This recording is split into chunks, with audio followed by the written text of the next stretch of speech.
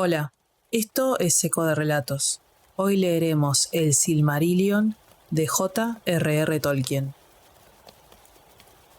Capítulo 22. De la ruina de Doria. Así concluyó la historia de Turin Turambar. Sin embargo, Morgoth no dormía ni descansaba del mal, y aún tenía tratos con la casa de Hador, impulsado contra ellos por una malicia insaciable.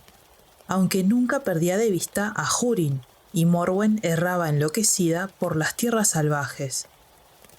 Desdichada era la suerte de Húrin, porque todo lo que sabía Morgoth de los resultados de su propia malicia, también lo sabía Húrin, pero las mentiras se confundían con la verdad, y todo lo bueno se ocultaba o se tergiversaba. Morgoth intentaba echar de cualquier modo una luz maligna sobre las cosas que Thingol y Melian habían hecho, porque los odiaba y les temía. Por lo tanto, cuando creyó que el momento era oportuno, dejó en libertad a Húrin, diciéndole que fuera donde quisiera, como si compadeciera a un enemigo por completo derrotado. Pero mentía, y solo deseaba que Húrin sintiera todavía más odio por elfos y hombres antes de morir. Entonces, aunque poco confiaba en las palabras de Morgoth, pues sabía que no conocía la piedad, Húrin se alejó dolorido, amargado por las palabras del Señor Oscuro, y había transcurrido 1 año desde la muerte de su hijo Túrin. Durante 28 años había permanecido cautivo en Angband, y tenía un aspecto tétrico. Llevaba los cabellos y la barba largos y encanecidos, pero caminaba erguido, apoyándose en un gran cayado negro, y ceñía una espada. Así llegó a Hithlum, y los cabecillas de los orientales se enteraron de que había un gran movimiento de capitanes y de soldados negros de Angband por las arenas de Anfaulith, y de que con ellos venía un anciano tratado con altos honores. Así ocurrió que no levantaron la mano contra Húrin y lo dejaron andar libremente por aquellas tierras, en lo que se mostraron prudentes, y el resto del pueblo de Húrin lo evitó, pues llegaba de Angband como quien tiene alianza con Morgoth y es por él honrado. Así pues, la libertad acrecentaba todavía más la amargura del corazón de Húrin, y abandonó la tierra de Hithlum y subió a las montañas. Desde allí divisó a lo lejos, en medio de las nubes, los picos de las Chrysaegrim, y se acordó de Turgon, y deseó volver al reino escondido de Gondolin. Descendió por tanto de Eredwethrin, y no sabía que las criaturas de Morgoth lo vigilaban, y cruzando el Brithiah, entró en Dimbar, y llegó al oscuro pie de las Ejoria. Toda la tierra estaba desolada y fría, y miró alrededor con pocas esperanzas, erguido al pie de una pendiente de piedras bajo un muro escarpado. Y no sabía que eso era todo lo que podía verse del antiguo camino de huida. Habían bloqueado el río seco y el portal arqueado estaba bajo tierra. Y Húrin miró el cielo gris, creyendo que quizá viera nuevamente a las águilas, como hacía ya mucho en su juventud. Pero solo vio las sombras venidas del este y las nubes que rodeaban los picos inaccesibles, y solo oyó el silbido del viento sobre las piedras. Pero la vigilancia de las grandes águilas había sido redoblada, y pronto descubrieron a Húrin, allá abajo, abandonado a la luz declinante, y enseguida el mismo Thorondor, pues la noticia parecía de importancia, le llevó el mensaje a Turgon. Pero Turgon le dijo: ¿acaso Morgoth duerme? Te equivocas. No es así, le dijo Thorondor. Si las águilas de Manwë acostumbraran errar de esta manera, hace ya tiempo, señor, que vuestro escondite habría sido inútil. Entonces no hay duda de que tus palabras auguran el mal, dijo Turgon, pues solo pueden tener un significado. Aún Húrin Thalion se ha sometido a la voluntad de Morgoth. Mi corazón se ha cerrado para siempre. Pero cuando Thorondor hubo partido, Turgon se quedó largo tiempo meditando, y recordó perturbado los hechos de Húrin de Dor-lómin, y abrió su corazón y pidió a las águilas que buscaran a Húrin e intentaran traerlo a Gondolin. Pero era demasiado tarde y no lo vieron más, ni a la luz, ni a la sombra. Porque Húrin estaba entonces desesperado mirando los riscos silenciosos de la cejoria, y el sol poniente horadó las nubes y le tiñó de rojo los cabellos blancos. Entonces gritó en el desierto, sin importarle que nadie lo escuchara, y maldijo la tierra implacable. Y de pie sobre una roca elevada miró por último hacia Gondolin, y llamó en voz alta: «Turgon, Turgon, recuerda el marjal de Cereg. Oh Turgon, ¿no me oyes en tus estancias ocultas?». Pero no había otro sonido que el del viento en las hierbas secas. «Así silbaban en Cereg al ponerse el sol», dijo, y mientras hablaba el sol se puso tras las montañas de la sombra, y una oscuridad cayó alrededor, y el viento cesó, y hubo silencio en el yermo. Pero quienes vigilaban a Húrin alcanzaron a oír lo que decía, y el mensaje llegó sin demora ante el trono oscuro del norte, y Morgoth sonrió, porque ahora sabía claramente en qué región moraba Turgon, aunque por causa de las águilas no había podido mandar ningún espía a que observara aquellas tierras, detrás de las montañas circundantes. Este fue el primer mal que la libertad de Húrin trajo al mundo. Cuando se hizo la oscuridad, Húrin resbaló de la roca y cayó en un pesado sueño de dolor. Pero en el sueño oyó la voz de Morwen que se lamentaba y que lo llamaba una y otra vez, y le pareció que la voz venía de Brethil. Por tanto, cuando despertó, junto con la venida del día, se puso de pie y regresó al Brithjag.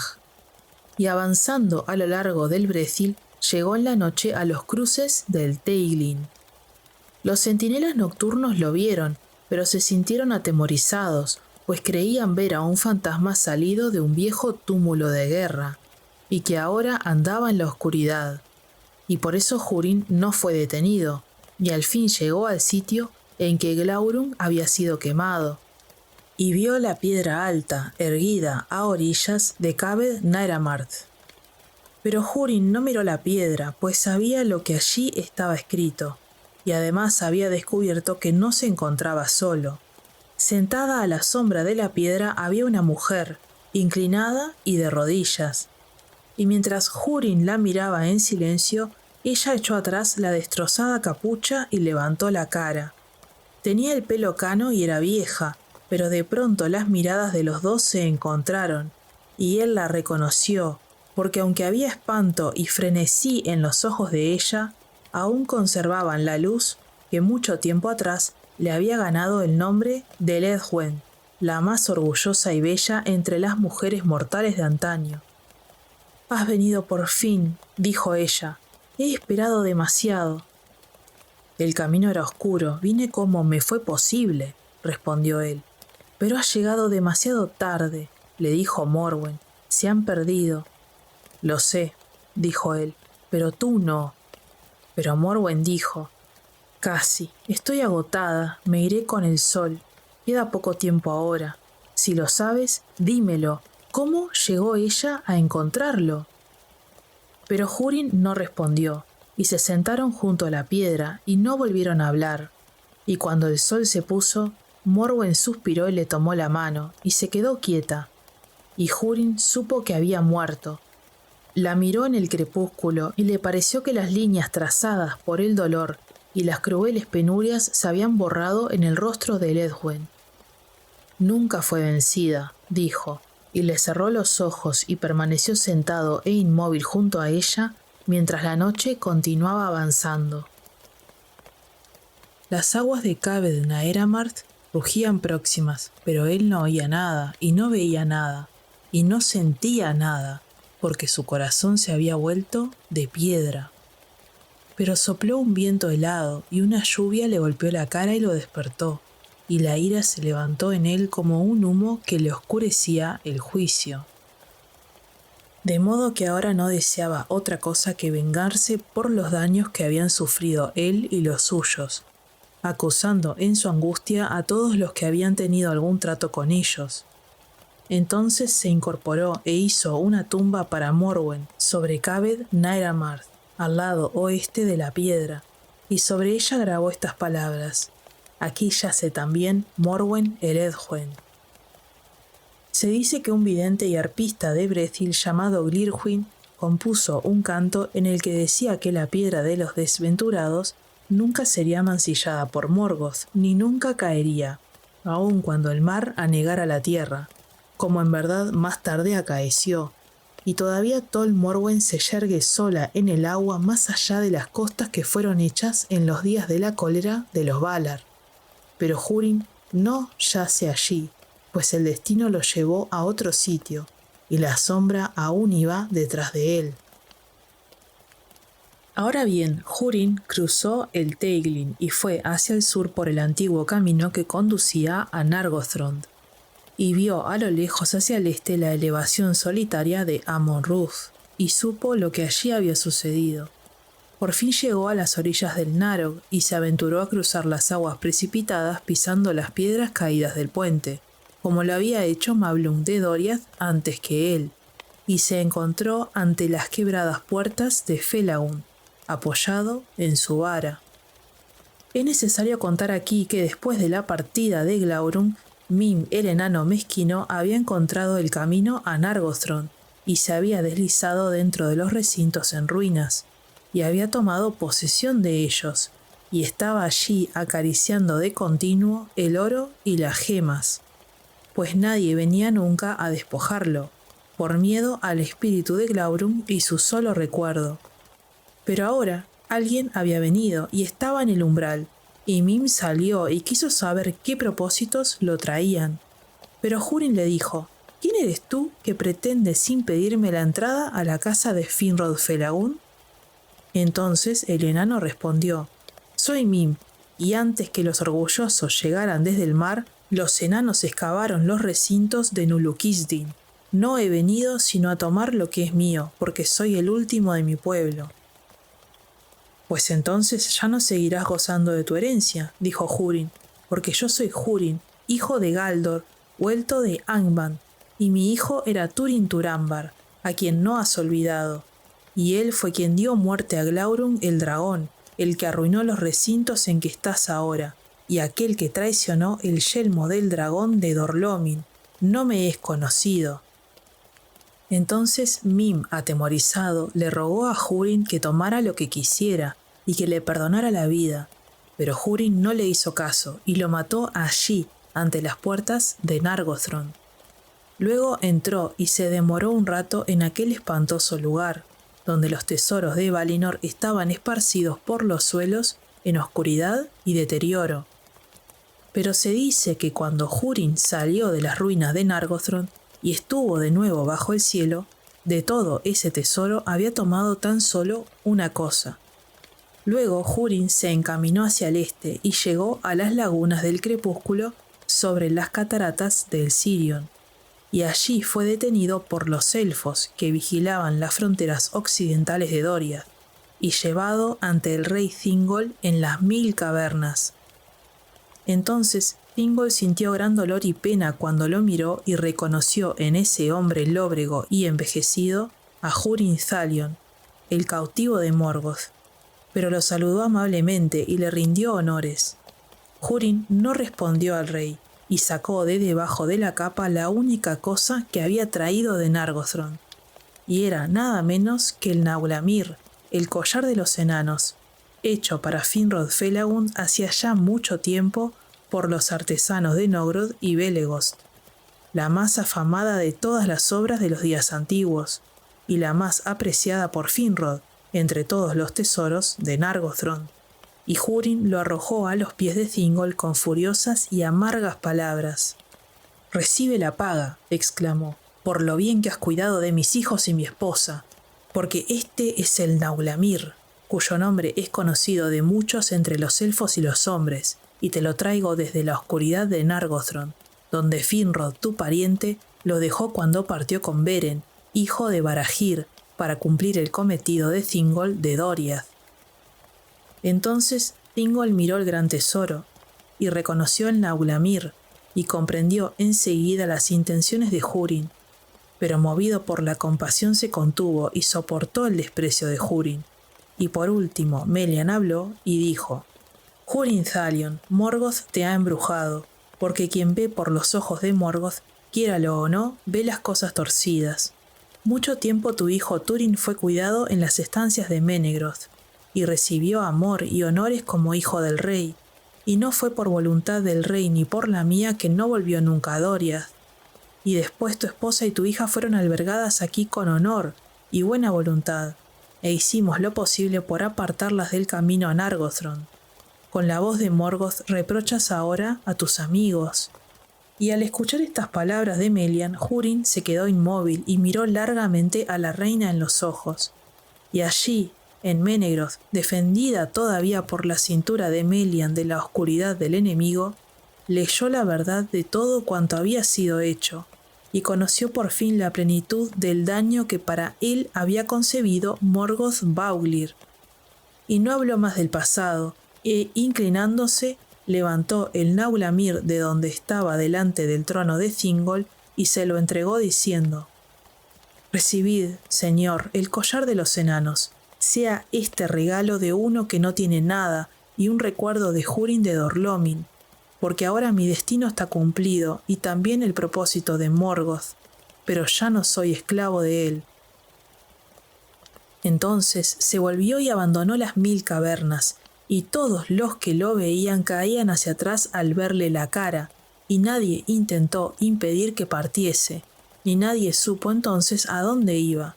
Pero se dice que Húrin ya no quiso seguir viviendo, despojado de todo deseo y de todo propósito, se arrojó por fin al mar occidental, y así terminó el más poderoso de los guerreros de los hombres mortales.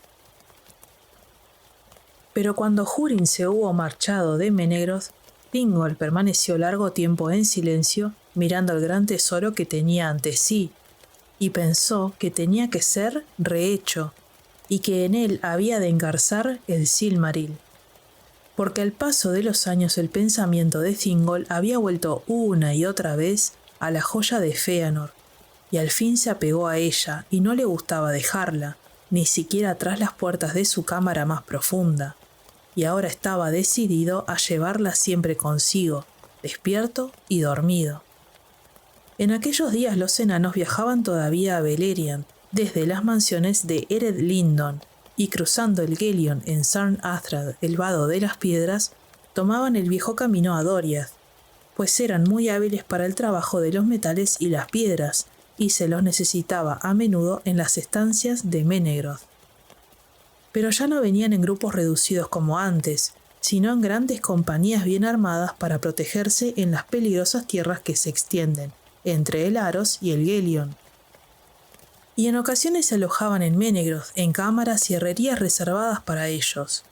Y precisamente en ese tiempo habían llegado a Doriath grandes artífices de Nogrod, y por tanto el rey los convocó y les dijo qué deseaba, y que si no les faltaba habilidad tenían que rehacer el Naulamir y engarzar el Silmaril. Entonces los enanos miraron la obra de sus padres y contemplaron maravillados la joya refulgente de Fëanor, y sintieron un gran deseo de apoderarse de los 2 tesoros y llevarlos a las montañas, pero disimularon estos pensamientos y aceptaron la tarea. Larga fue la tarea, y Thingol bajaba solo a las profundas herrerías y se sentaba entre ellos mientras trabajaban. Con el tiempo el deseo de Thingol quedó cumplido, y las obras más grandes de los elfos y los enanos se unieron y se hicieron una, y era de una extremada belleza, porque ahora las incontables joyas del Naulamir reflejaban y expandían alrededor con maravillosos matices la luz del Silmaril. Entonces Thingol, solo entre ellos, hizo ademán de levantarlo y de ponérselo al cuello. Pero en ese momento los enanos lo retuvieron y exigieron que se lo cediera, preguntando: ¿con qué derecho reclama el rey elfo el Naulamir, hecho por nuestros padres para Finrod Felagund, que ya ha muerto? Solo lo tiene de manos de Húrin, el hombre de Dor-lómin, que lo tomó como un ladrón de la oscuridad de Nargothrond. Pero Thingol leyó en los corazones de los enanos y vio que el deseo del Silmaril no era sino un pretexto y un manto bordado que ocultaba otras intenciones. E iracundo y orgulloso no hizo caso del peligro en que se encontraba, y les habló con desprecio diciendo: «¿Cómo os atrevéis, torpe raza, a exigir nada de mí, Elu Thingol, señor de Beleriand, cuya vida empezó junto a las aguas de Cuivienen, incontables años antes de que despertaran los padres del pueblo reducido? Erguiéndose alto y orgulloso entre ellos, les ordenó con palabras humillantes que abandonaran Doriath sin que fueran recompensados. Entonces la codicia de los enanos se convirtió en rabia por las palabras del rey, y lo rodearon, y le pusieron las manos encima y lo mataron. De este modo, Elwë-Síngolo, el rey de Doriath, el único de los hijos de Ilúvatar que desposara a una de las Ainur, y el único de los elfos abandonados que había visto la luz de los árboles de Valinor, murió en las profundidades de Menegroth, con una última mirada posada en el Silmaril.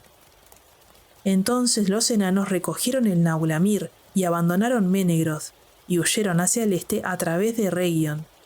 Pero la noticia corrió rauda por el bosque, y pocos de esa compañía llegaron a Laros, pues fueron perseguidos a muerte mientras buscaban el camino del este, y el Náulamir fue recuperado y llevado con amarga pena a Melian, la reina. No obstante, 2 fueron los asesinos de Thingol que escaparon a la persecución por las fronteras del este, y volvieron por fin a la ciudad lejana de las Montañas Azules, y allí en Nogrod contaron en parte lo sucedido, diciendo que los enanos habían sido muertos en Doriath por orden del rey elfo para no darles así la prometida recompensa. Entonces muy grandes fueron la ira y las lamentaciones de los enanos de Nogrod por la muerte de sus hermanos y de sus grandes artífices, y se mesaron las barbas y gimieron, y durante mucho tiempo meditaron vengarse. Se dice que pidieron la ayuda de Belegost, que les fue negada, y que los enanos de Belegost intentaron disuadirlos, pero de nada les valió este consejo, y no tardaron en preparar un gran ejército que partió de Nogrod, y cruzando el Gelion, marchó hacia el oeste a través de Beleriand. Una gran pesadumbre había descendido sobre Doriath. Melian se quedaba largo rato sentada en silencio junto a Thingol el rey, recordando los años iluminados por las estrellas y la primera vez que se encontraran entre los ruiseñores de Nan Elmoth, en edades anteriores, y sabían que la despedida de Thingol anunciaba una despedida todavía mayor, y que el destino de Doriath estaba próximo a cumplirse, porque Melian era de la raza divina de los Valar, una Maia de gran poder y sabiduría, aunque por amor a Elwë-Síngolo había adoptado la forma de los hijos mayores de Ilúvatar, y con esa unión quedó atada por las cadenas y trabas de la carne de Arda. En esa forma concibió para él a Lúthien Tinúbiel, y en esa forma ganó poder sobre la sustancia de Arda, y la cintura de Melian defendió a Doriath durante largas edades de los males exteriores. Pero ahora Thingol yacía muerto, y su espíritu había entrado en las estancias de Mandos, y esta muerte había traído un cambio también a Melian. Fue así que el poder de ella se retiró por ese tiempo de los bosques de Neldoreth y Region, y el Sgalduin, el río encantado, habló con una voz diferente, y Doriath quedó abierta a los enemigos.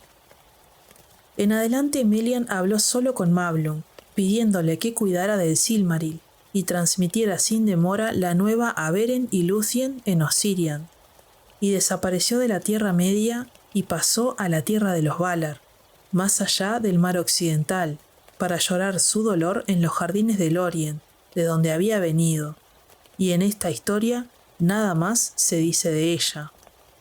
Así fue que el ejército de los Náugrim, cruzando el Aros, penetró sin ser estorbado en los bosques de Doriath, y nadie les opuso resistencia, pues eran muchos y feroces, y los capitanes de los elfos grises titubearon y se desesperaron, y fueron de aquí para allá sin objeto alguno.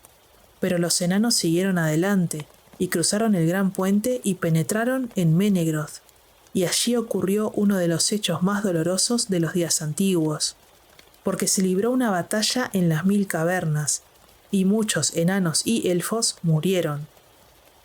Y esto no se olvidó, pero vencieron los enanos, que saquearon y vaciaron las estancias de Thingol. Allí cayó Mablung, el de la mano pesada, ante las puertas del tesoro donde estaba el Naulamir, y el Silmaril fue tomado. En ese tiempo Beren y Lúthien vivían todavía en Tol Galen, la Isla Verde, en el río Adurant, la más austral de las corrientes que descendiendo de Ered Lindon iban a parar al Gelion. Y su hijo Dior Elugil tenía por esposa a Nimloth, pariente de Celeborn, príncipe de Doriath, que estaba desposado con la dama Galadriel. Los hijos de Dior y Nimloth fueron Elured y Elurin, y también tuvieron una hija, y se llamaba Elwyn, que significa rocío de estrellas, porque nació en una noche poblada de estrellas, y su luz resplandecía en el rocío de la cascada de Lanthir Lamath, junto a la casa de su padre. Ahora bien, pronto se supo entre los elfos de Osirian que una gran hueste de enanos con pertrechos de guerra había descendido de las montañas y había cruzado el Gelion por el vado de piedras. Estas nuevas no tardaron en llegar a Beren y Lúthien, y en ese tiempo arribó también un mensajero de Doriath que les contó lo que allí había ocurrido. Entonces Beren se puso de pie y abandonó Tol Galen, y llamó a Dior, su hijo, y se encaminaron al norte hacia el río Ascar, y junto con ellos fueron muchos elfos verdes de Osirian. Así ocurrió que cuando los enanos de Nogrod que volvían de Menegroth con huestes disminuidas llegaron nuevamente a Sarn Athrad, fueron atacados por enemigos invisibles, porque mientras subían por las orillas del Gelion, cargados del botín de Doriath, las trompetas de los elfos resonaron de pronto en los bosques de alrededor, y de todos lados llovieron lanzas sobre los enanos. Allí muchos de ellos murieron en el primer ataque, pero algunos consiguieron escapar y se mantuvieron unidos, y huyeron hacia el este a las montañas. Y mientras escalaban las pendientes del monte Dolmed, los pastores de árboles cayeron sobre los enanos y los expulsaron hasta los bosques sombríos de Ered Lindon. Desde allí, según se dice, ninguno volvió a escalar los altos pasos que conducían a las cavernas. En esa batalla junto a Sarn Athrad, Beren luchó por última vez, y él fue quien mató al señor de Nogrod y le arrancó el collar de los enanos. Pero el señor de Nogrod murió maldiciendo el tesoro. Entonces Beren miró con asombro la joya de Feanor que él había cortado de la corona de hierro de Morgoth, y que ahora refulgía en medio de oro y gemas, engarzadas por la destreza de los enanos, y le quitó la sangre en las aguas del río. Y cuando todo hubo terminado, el tesoro de Doriath se hundió en el río Ascar, y desde ese momento el río tuvo nuevo nombre, Rathloriel, el lecho de oro. Pero Beren tomó el Naulamir y volvió a Tol Galen. Poco alivió la pena de Lúthien enterarse de que el señor de Nogrod había muerto, y con él muchos enanos, pero se dice y se canta que Lúthien, engalanada con el collar y la joya inmortal, era la visión más bella y gloriosa que se hubiera contemplado alguna vez fuera del reino de Valinor. Y por un breve tiempo la tierra de los muertos que viven pareció una visión de la tierra de los Valar, y desde entonces ningún sitio fue tan hermoso, tan fértil y tan lleno de luz. Ahora bien, Dior, el heredero de Thingol, se despidió de Beren y de Lúthien, y abandonando Lanthir Lamath con su esposa Nimloth, fue a Menegroth e hizo allí su morada, y con ellos fueron sus jóvenes hijos, Elured y Elurin, y su hija Elwyn. Entonces los Sindar los recibieron con alegría, y salieron de la oscuridad de su pena por el rey y pariente caído y por la partida de Melian, y Dior Elugil se propuso devolver la gloria al reino de Doriath. Una noche de otoño ya tarde alguien llegó y llamó a las puertas de Menegroth pidiendo ser admitido ante el rey. Era un señor de los elfos verdes que venía apresurado de Osirian, y los guardianes lo condujeron a la cámara donde Dior se encontraba solo. Y allí, en silencio, el elfo le dio al rey un cofre y se despidió. Pero ese cofre guardaba el collar de los enanos en que estaba engarzado el Silmaril. Y al verlo, Dior reconoció el signo de que Beren Erkamion y Lúthien y Núbiel habían muerto en verdad. Y habían ido a donde va la raza de los hombres, a un destino más allá del mundo. Durante mucho tiempo contempló Dior el Silmaril, que más allá de toda esperanza su padre y su madre habían traído del terror de Morgoth, y mucho se dolió de que la muerte los hubiera sorprendido tan temprano. Pero dicen los sabios que el Silmaril apresuró su fin, porque la llama de la belleza de Lúthien era demasiado brillante para tierras mortales. Entonces Dior se puso en pie y se prendió el Naulamir en torno al cuello, y era ahora el más hermoso de todos los hijos del mundo de las tres razas, la de los Edain y la de los Eldar y la de los Maiar del reino bendecido. Pero cundió el rumor entre los elfos dispersos de Beleriand de que Dior, el heredero de Thingol, llevaba el Naulamir, y dijeron: un Silmaril de Fëanor arde de nuevo en los bosques de Doriath.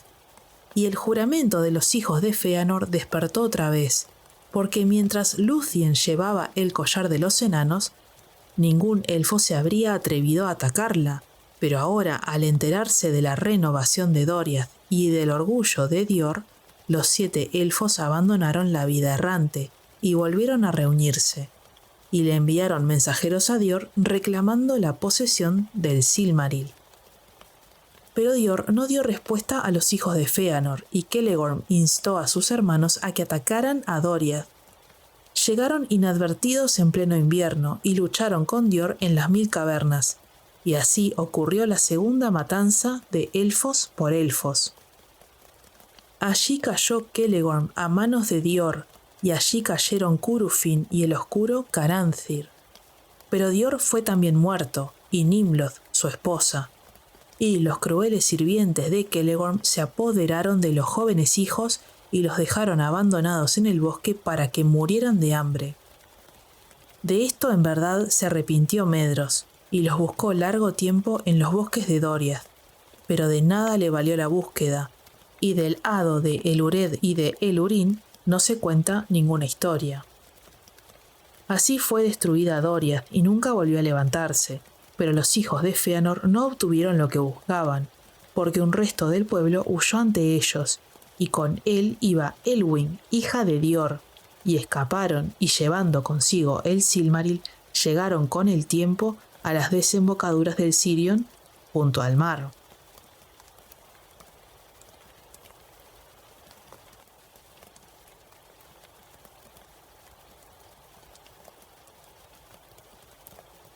Hasta acá llegamos con el episodio de hoy. No olvides darle like, suscribirte y activar la campanita para que no te pierdas los próximos episodios.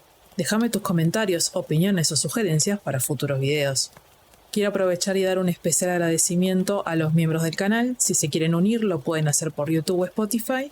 Así tienen los videos antes que el resto. Nos vemos en el próximo capítulo.